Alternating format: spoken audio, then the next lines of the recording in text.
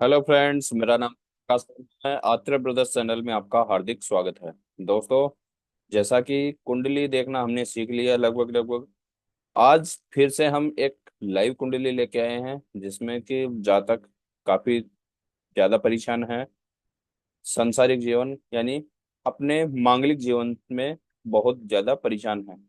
तो आज इस कुंडली में हम यही देखेंगे कि कौन से ग्रह के कारण वह जातक अपने मांगलिक परिवार यानी जो जीवन साथी है उससे काफी परेशान है, और इसका आगे चल के किस तरीके से इनका भविष्य रहेगा। तो इस कुंडली के जरिए हम बहुत कुछ जानकारियां प्राप्त करेंगे।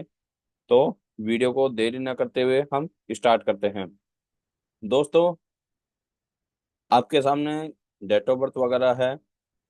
आप जैसे डेटा एप्लीकेशन में डालोगे आपके सामने इसी तरीके से कुंडली खुलेगी, लगन कुंडली। लगन कुंडली में बात है कि जब शनि, इस कुंडली का सबसे पहले हमें ये देखना है कि इस कुंडली का लग्नेश कौन है। वैसे इस कुंडली का जो लग्नेश है वह खुद ही लगन में बैठा है, यानी यहाँ 11 नंबर राशि कुंभ राशि। कुंभ राशि का स्वामी कौन है? शनिदेव। शनिदेव ऑलरेडी अपने स्वयं घर में, स्वयं राशि में बैठे हैं। तो यहाँ सबसे बड़ी यह बात है कि शनिदेव इस कुंडली में बहुत अच्छे रहेंगे। क्यों? क्योंकि यहाँ स्वयं लगन लगन में ही बैठा है, लग्नेश लगन में बैठा है। लेकिन यहाँ लग्नेश बैठा है, लेकिन इस लग्नेश से कोई काम नहीं हो सकता क्योंकि यह पूरी तरह वृद्ध अवस्था में है। और जब वृद्ध अवस्था में होता है तो वह लगभग लगभग न के बराबर काम करता है। तो जातक इस कि जब जब भी दशांतर दशा चलेगी या शनि देव से जब जब भी उनको सहायता मिलनी चाहिए, वह सहायता नहीं मिल पाएगी। क्यों? शनिदेव इस कुंडली में अच्छे हैं, लेकिन अच्छे होने के साथ साथ शनिदेव बलशाली नहीं है, बलहीन है। तो इनको बलशाली करने के लिए शनिवार को पीपल के पेड़ में तेल का दिया जलाएं, या शनि भगवान के जो प्रतिमा होती है उस पे सरसों का तेल अवश्य चढ़ाएं। ज्यादा से ज्यादा हनुमान चालीसा का पाठ करें जिससे कि शनिदेव प्रबल हों। जैसे शनिदेव प्रबल होंगे तो इस कुंडली को वह अपने आप ही मेंटेन कर लेंगे, मेंटेन करेंगे। तो यह कुंडली इनके लिए बहुत अच्छी साबित होगी। जब जब भी शनिदेव की दृष्टि पड़ेगी, जब जब भी शनिदेव की दशा अंतर्दशा चलेगी, वह पहले घर, तीसरे घर, सातवें घर और 10वें घर, इन घरों पे दृष्टि डालते हैं। तो पहले घर में होता गया है कि पहले घर तनुभाव होता है। तनुभाव का मतलब स्वयं से संबंधित, वह अपनी सारी सुख सुविधाएं देते हैं। दूसरा बात करते हैं कि तीसरी दृष्टि पड़ती है तीसरे नंबर भाव पे।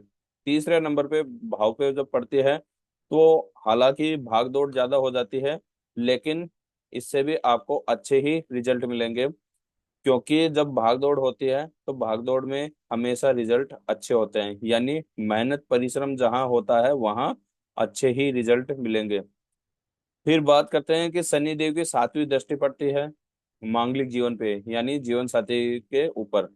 तो यहाँ जीवन साथी के ऊपर दृष्टि अच्छी पड़ती है तो वह इस घर को भी बचा के रखने की कोशिश करेंगे, इस घर को गलत नहीं होने देंगे। हालांकि इस घर पे शत्रु राशि बैठी है और शत्रु ग्रह ही बैठे हैं, तो दोनों ही गलत हैं। लेकिन फिर भी शनिदेव अगर बलशाली होंगे तो वह इस चीज से ज्यादा बेनिफिट नहीं मिलने देंगे। यानी जो शनिदेव जहाँ दृष्टि पड़ रही है 7वें घर पे, 7वें घर पे सिंह राशि बैठी है, और सिंह राशि के साथ साथ मंगल देव बैठे हैं। दोनों के दोनों ही शनिदेव के मित्र नहीं है, शत्रु हैं। दोनों के दोनों ही इस घर से संबंधित अच्छे रिजल्ट नहीं दे पाएंगे। तो शनिदेव कोशिश करेंगे कि इनसे भी अच्छे परिणाम दिलाएंगे। क्यों? क्योंकि लग्नेश रह गए और बलशाली होंगे तो वह इस घर से भी अच्छे परिणाम मिलेंगे। और लास्ट में जब दृष्टि पड़ती है 10वें भाव में, 10वें भाव में, तो 10वें भाव में भी जब इनकी दृष्टि पड़ेगी तो नौकरी प्रोफेशन से भी इनको बहुत अच्छा बेनिफिट मिलेगा। अभी इनकी दशांतर दशा में शनिदेव की ही दशा चल रही है। लेकिन समस्या का समाधान ये है कि जब शनिदेव बलशाली नहीं होंगे तो वह अपना काम नहीं कर सकते। तो इनको बलशाली करने के लिए इनको प्रबल करना पड़ेगा। ये तो हो गया लगन की बात। उसके बाद में हम देखते हैं कि कौन कौन से ग्रह कहाँ कहाँ बैठे हैं और उनसे हमें किस तरीके से रिजल्ट मिलते हैं। उसी के साथ साथ पहले हम एक चीज और चर्चा करते हैं कि इस कुंडली में शनि देव से सस नाम का योग भी बनता है, राजयोग बनता है, जो कि अभी प्रेजेंट में चल रहा है। लेकिन वह राजयोग तभी ही काम करेगा जब शनिदेव प्रबल होंगे। तो इनको प्रबल करते ही सस नाम का राजयोग अपने आप एक्टिव हो जाएगा और इससे भी आपको बहुत अच्छे रिजल्ट मिलेंगे। अब बात करते हैं आगे। 2 नंबर भाव में कोई ग्रह नहीं बैठे। 3 नंबर भाव के अंदर केतु देव बैठे हैं 9 डिग्री लेके, और शुक्र देव बैठे हैं 24 डिग्री लेके। तो दोनों का देखते हैं, दोनों कौन सा मार्ग है, कौन सा योग कारक है। देखो, केतु देव अगर मेष राशि में बैठे हैं, मेष राशि 1 नंबर जो राशि है वह है मेष राशि है। मेष राशि के अंदर अगर केतु देव बैठे हैं तो मेष राशि का स्वामी है मंगल देव। मंगल देव और केतु देव दोनों आपस में शत्रु हैं। तो यहाँ हो गए केतु देव मारक कंडीशन में। फिर बात करते हैं, अच्छा मारक कंडीशन में केतु का तो यहीं से पता चल जाता है। शुक्र देव का पहले देखा जाता है कि शुक्र देव की राशियां कहाँ कहाँ हैं। शुक्र देव की जैसे एक राशि बैठी है 2 नंबर राशि वृष राशि केंद्र में, और दूसरी तुला राशि बैठी है त्रिकोण में। यानी दोनों की दोनों ही राशियां बहुत अच्छी हैं और बहुत अच्छी जगह बैठी हैं। तो इस कंडीशन से यहाँ शुक्र देव हो गए योग कारक। दूसरी कंडीशन ये है कि शुक्र देव और शनि देव दोनों आपस में मित्र हैं, दोनों आपस में मित्र हैं। तो यहाँ दोनों कंडीशन ट्रू होते ही यहाँ शुक्रदेव अच्छे रिजल्ट देंगे, बहुत अच्छे सुख सुविधाएं देंगे। शुक्रदेव की जब जब भी दशांतर दशा आएगी तब तब वह 1 और 2 और 3 घर को एक्टिव करते हैं। 1 2 इन 3 घरों को एक्टिव करेंगे, जिसमें बैठे हैं वह घर और जिन जिन में उनकी राशियां हैं वह घर, वो सारे घर एक्टिव होंगे।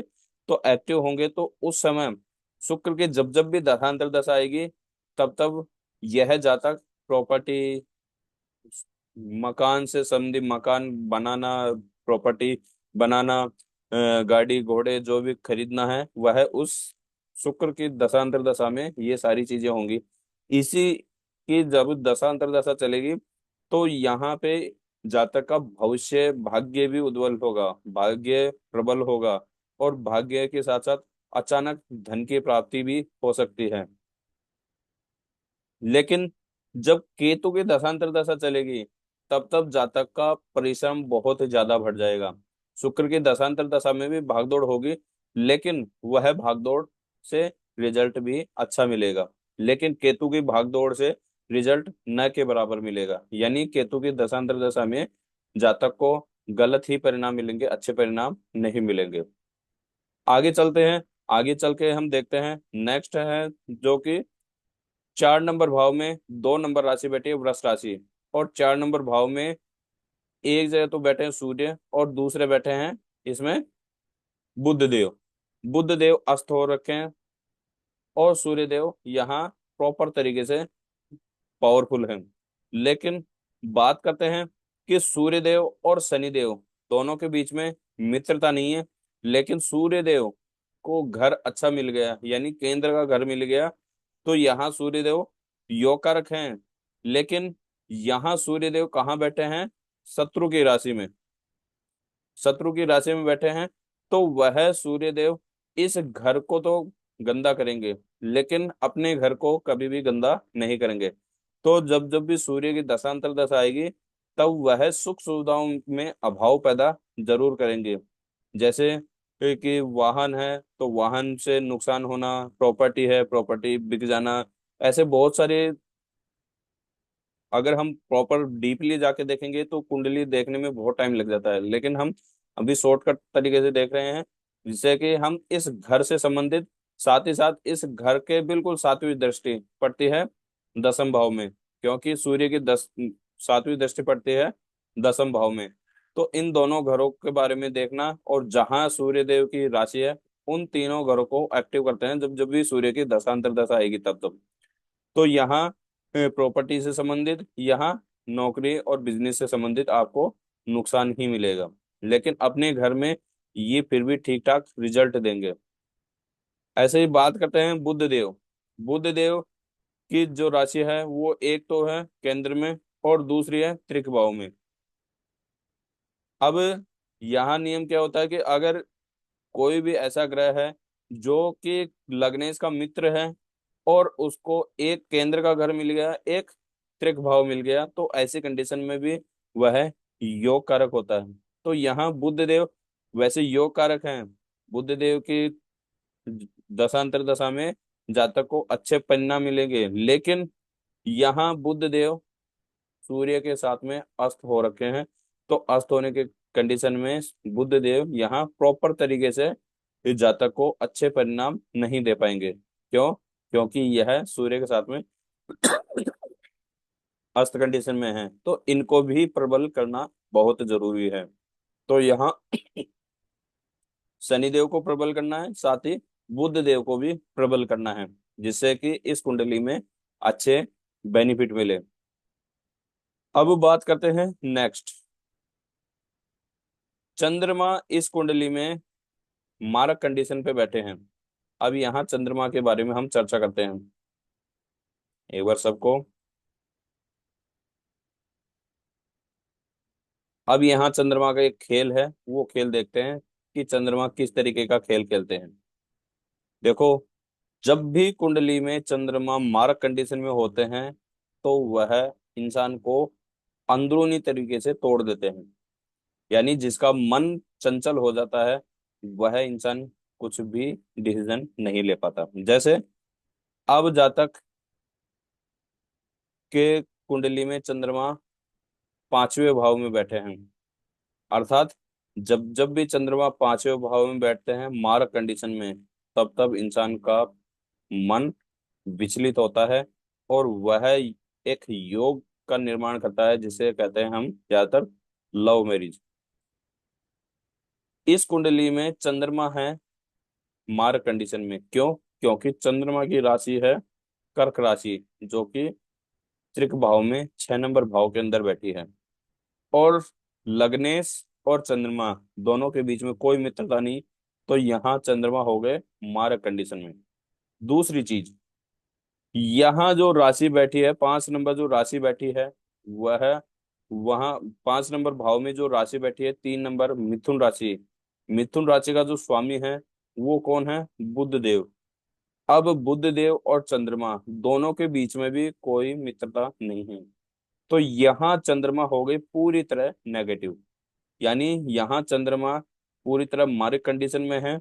चंद्रमा की जब भी दशा अंतर्दशा आएगी जातक का मन जरूर भटकेगा, और अगर वो अनमेरिड है तो इनकी जब जब भी दशा अंतर्दशा आएगी वह घर से बाहर निकलने का योग बना देते हैं। इसको कुछ और कुछ लैंग्वेज में कई चीजें बोल सकते हैं, लेकिन हम इतना ही बोलेंगे कि घर से बाहर पैर निकल जाता है। अब बात करते हैं आगे की।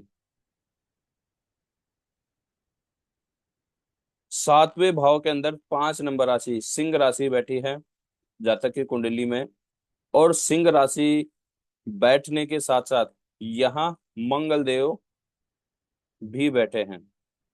अब सबसे पहले मंगल देव की राशियां हैं, एक मेष राशि, दूसरी वृश्चिक राशि। अब यहाँ सबसे मेन चीज देखना है कि जब मंगल देव को एक केंद्र का घर मिल गया, एक त्रिक भाव मतलब मेहनत भागदौड़ का भाव मिल गया, तो यहाँ मंगल देव और शनि देव दोनों के बीच में कोई मित्रता नहीं, एक घर खराब है और एक ठीक है, लेकिन कंडीशन दोनों गलत हैं। तो इस कंडीशन से यहाँ मंगल देव मारक कंडीशन में बैठे हैं, और मारक कंडीशन के साथ साथ जहां मंगल देव बैठ गए हैं उस घर में बैठते ही एक दोष का निर्माण पैदा कर रहे हैं, जिसको बोलते हैं मंगल दोष।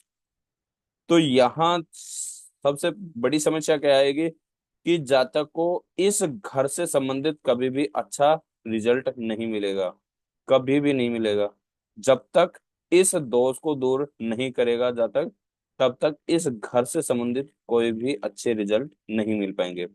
और इसी के साथ साथ इनकी चौथी दृष्टि पड़ती है नौकरी पे, सातवीं दृष्टि पड़ती है खुद पे, और इनकी आठवीं दृष्टि पड़ती है धन भाव पे। तो जब भी मंगल देव की दशा अंतर्दशा आएगी, तब वह एक तो जीवन साथी का घर बिगाड़ेंगे, एक स्वयं का घर बिगाड़ेंगे, और साथ ही साथ अपने बिजनेस से संबंधित भी, और बिजनेस से जो धन आ रहा है उस धन का भी विनाश कराएंगे। तो यहाँ मंगल देव को आप, जो मंगल दोष है, इस दोष को आपको शांत करना ही पड़ेगा। ऐसे अगर इस दोष को शांत नहीं करोगे तो जातक को लव मैरिज का योग है, शादी भी होगी, शादी होने के बाद में बच्चे भी होंगे। और जब लगन में स्वयं लगन में बैठता है तो पहले पुत्र का योग बनता है, पहला पुत्र होता है, उसके बाद में पुत्री होती है। पुत्र भी होगा, लेकिन जो जीवन साथी का जो मांगलिक जीवन है वह ज्यादा समय तक नहीं चलेगा, वह बीच में ही टूट जाएगा, अगर इस मंगल दोष का निवारण नहीं करे तो। क्यों? क्योंकि यह दोष यहाँ गलत साबित हो रहा है, और इस दोष के कारण यहाँ जातक को गलत परिणाम देखने को मिलेंगे। उसके साथ साथ हम बात करते हैं 9वें भाव के अंदर 7 नंबर राशि तुला राशि बैठी है, जो कि शुक्र देव की है। और तुला राशि के अंदर ही राहु देव 9 डिग्री से बैठे हैं। तो ऐसी कंडीशन में यहाँ राहु देव योग कारक हो गए। क्यों? क्योंकि राहु देव और शुक्राचार्य दोनों आपस में मित्र हैं, और मित्र के घर में बैठा है राहु। तो यहाँ राहु देव योग कारक निर्माण पैदा करते हैं। अब दोस्तों यहाँ पे भी एक चीज आपको देखने को मिली होगी कि यहाँ पे भी सिर्फ 2 घर बाहर हैं, बाकी सारे घर राहु केतु के बीच में फंसे हुए हैं।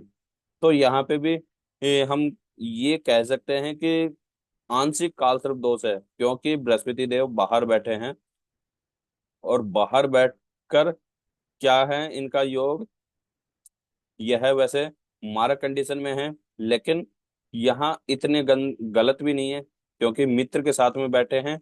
तो यहाँ आंशिक कालसर्प दोष का भी निवारण करना पड़ेगा जातक को, क्योंकि जब तक आंशिक कालसर्प दोष का निवारण नहीं होगा तब तक इनको सस नामक राजयोग का जो रिजल्ट है वह नहीं मिलेगा।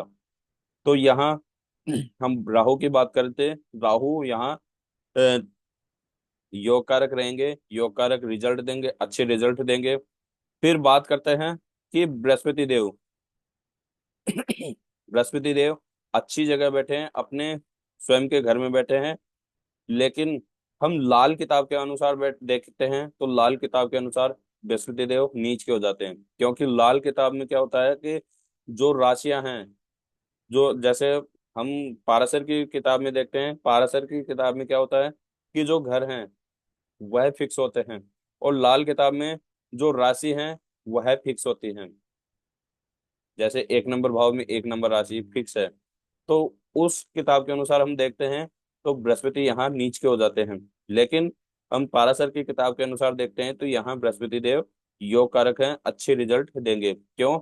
वैसे इनकी 2 राशियां हैं, एक धन भाव पे, एक तो जहां से इनकम आती है उसमें जो धन धन बच रहा है वहां, और एक हमारा कुटुंब का भाव, दोनों भाव में बैठी है।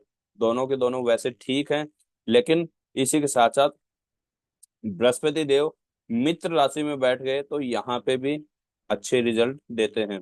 तो इसके साथ साथ बृहस्पति देव की भी जब जब भी दशा अंतर्दशा आएगी, तब तब आप बहुत अच्छे तरक्की करेंगे।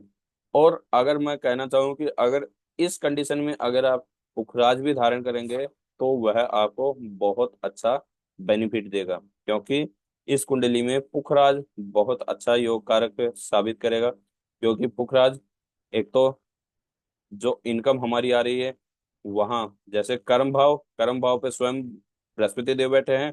दूसरा, कर्म से जो धन आ रहा है, जो इनकम आ रही है वहां पे बृहस्पति देव की स्वयं की राशि है। और इसके बाद में जो धन बच रहा है वहां पे भी बृहस्पति देव की स्वयं की राशि है।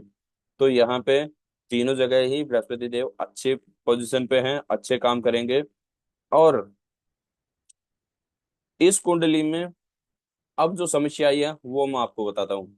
इस कुंडली में जातक ने लव मैरिज कर ली। लव मैरिज करने के साथ साथ जातक के जो मांगलिक जीवन है, उस मांगलिक जीवन में एक तूफान आ गया कि वह मैरिज यहाँ सक्सेस नहीं हो रही। जिसका कारण मैंने आपको यहाँ बता दिया है कि जब तक मंगल से संबंधित इस दोष का निवारण नहीं होगा और कालसर्प दोष का निवारण नहीं होगा, आंशिक कालसर्प दोष है, तब तक जातक इसी तरीके से फंसा रहेगा।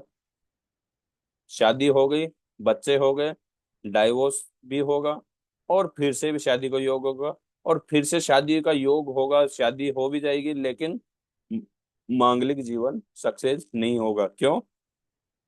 क्योंकि उनके जो सप्तम भाव है, सप्तम भाव में मंगल देव एक दोष उत्पन्न कर रहे हैं, और उस दोष का निवारण करना बहुत जरूरी है। हालांकि यहाँ मंगल देव नीच के नहीं है, अगर नीच के होते तो और भी ज्यादा समस्या पैदा करते हैं। ऐसी कंडीशन में जातक को बहुत ज्यादा नौकरी मिलती है। एक नौकरी छोड़ेगी दूसरी नौकरी मिल जाएगी, दूसरी नौकरी छोड़ेगी तीसरी नौकरी मिल जाएगी। लेकिन बात है कि उस नौकरी में प्रमोशन, जिस नौकरी को कर रहे हैं उस नौकरी में प्रमोशन, वहां मंगल देव तुरंत आपकी लाइफ में, इस लाइफ में अड़चन पैदा करेंगे, जरूर करेंगे। नौकरी हटेगी दूसरी नौकरी मिल जाएगी। क्यों? बृहस्पति देव भी तो बैठे हैं वहां पे, तो नौकरी तो मिल जाएगी। लेकिन जो नौकरी से प्रमोशन होता है वहां आके यहाँ मंगल देव दिक्कत करेंगे। तो यहाँ एक होता है कुंभ विवाह है, एक होता है विष्णु विवाह है। दोनों में जो भी आप सुटेबल हो वो कर सकते हैं। और ज्यादा से ज्यादा हनुमान चालीसा का पाठ करें। और मंगल देव के लिए आप ऋण मोचन मंगल स्तोत्र का पाठ भी कर सकते हैं, जिससे कि आप स्वयं के पाठ करने से मंगल देव को स्वयं भी शांत कर सकते हैं। तो ये चीजें करना बहुत जरूरी है। आशा करूंगा कि यह वीडियो आपको पसंद आई होगी। नेक्स्ट वीडियो जैसे आएगी आपके पास में नोटिफिकेशन आ जाएगा। जब भी आपको किसी भी समस्या का समाधान चाहिए तो आपको मेरे को कमेंट के जरूर जरूर बताएं। और अगर आपकी कुंडली में, आपको भी अपनी कुंडली दिखानी है इसी तरीके से, तो आप अपने डेट ऑफ बर्थ, अपना समय, स्थान मेरे को कमेंट के जरिए जरूर भेजें। जैसे मेरे को कमेंट रिसीव होगी उसके विद इन 2 या 3 दिन के अंदर मैं वीडियो एडिट करके आप तक, आपकी पूरी कुंडली विश्लेषण करके आप तक जरूर पहुंचाऊंगा। दोस्तों, नेक्स्ट वीडियो जैसे आएगी आपके पास में नोटिफिकेशन आ जाएगा। तब तक के लिए इजाजत। जय सिया राम।